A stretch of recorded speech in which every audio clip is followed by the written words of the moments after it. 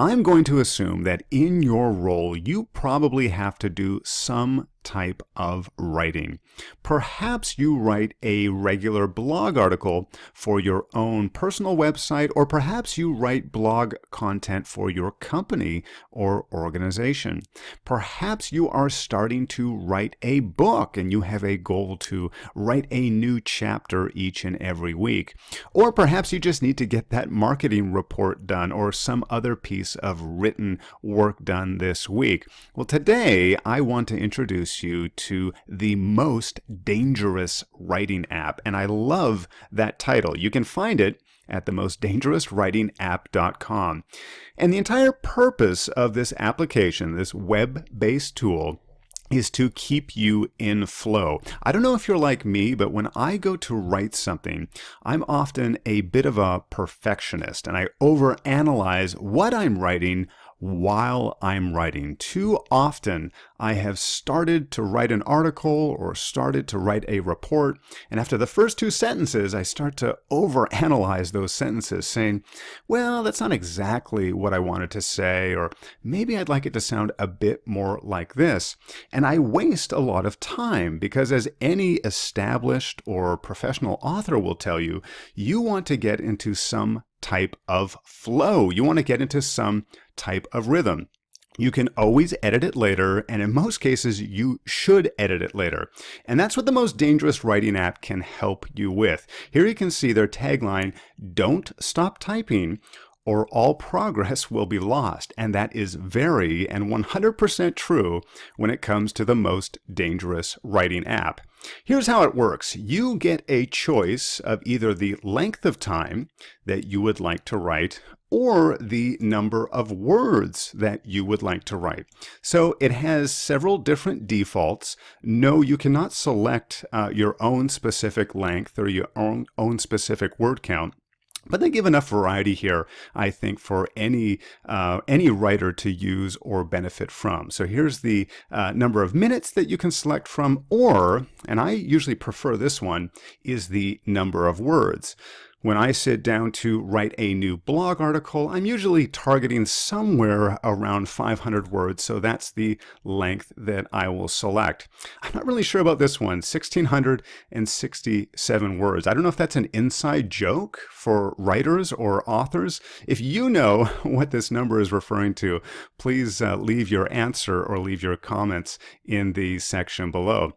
Now I'm going to get back to hardcore mode a little bit later, but let's don't worry about that just yet. So let's say you want to sit down and you want to write for 5 minutes. So we've got minutes selected and then we've got 5.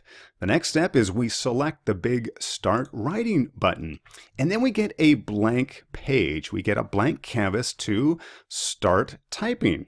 Now, just before I begin start typing, I just want to highlight a few of the other things that we see on this screen. Number one, I love that most of it is blank, right? This is not a place to do any editing, bold, italicized bullet points. This is purely for writing. If you have a preference of a dark contrast or a light contrast, it allows you to do that.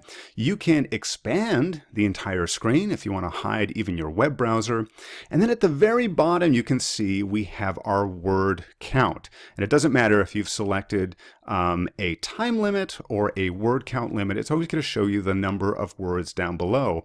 And then lastly, you will see right here creeping out from the top left corner, there will be a progress bar that will start to branch out. Now this will either represent the amount of time that I've selected, and so in this case we've selected 5 minutes, so it's going to slowly creep out across here until we get to 5 minutes on the right hand side of the screen.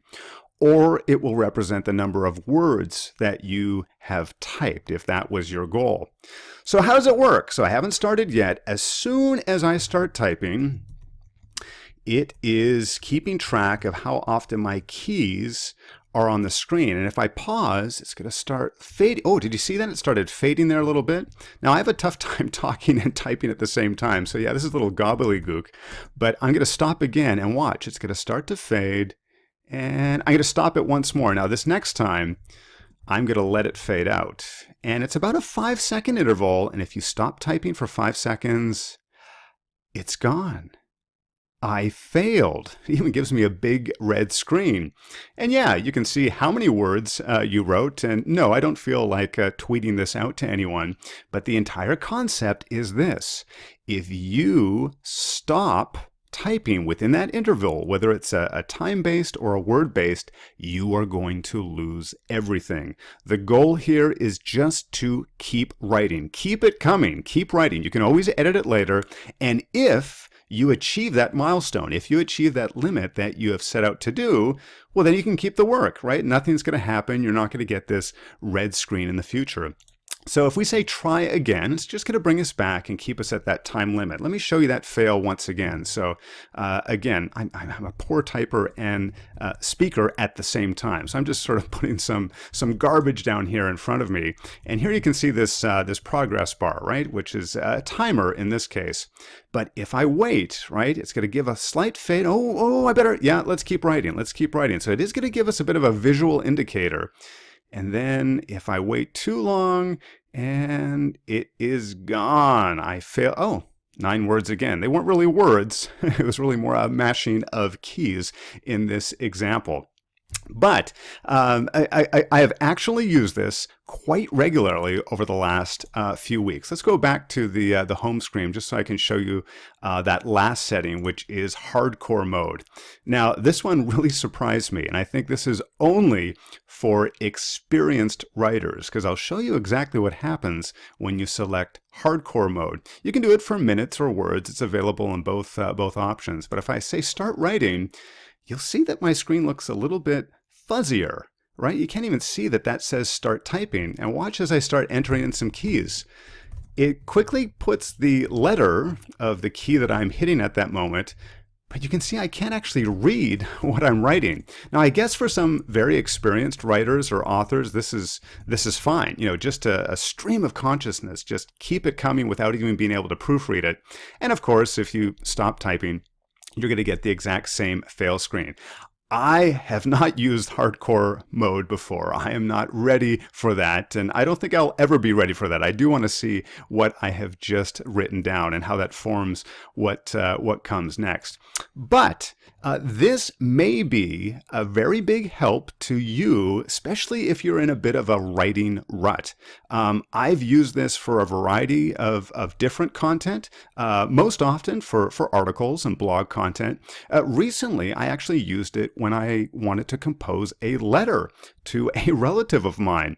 It was around the holidays. I really wanted to reach out to this person, and I sort of kept putting it off, but I wanted to give something a bit more meaningful than just a 5-sentence email or, a short paragraph in an email. And this, the Most Dangerous Writing app, helped me to do so. It allowed me to sit down, write about 500 words, just let it come out, just whatever was on my mind, whatever I wanted to say and express. And then, of course, I didn't send that letter as is. I went back. It's very easy. You'll get it in a note file.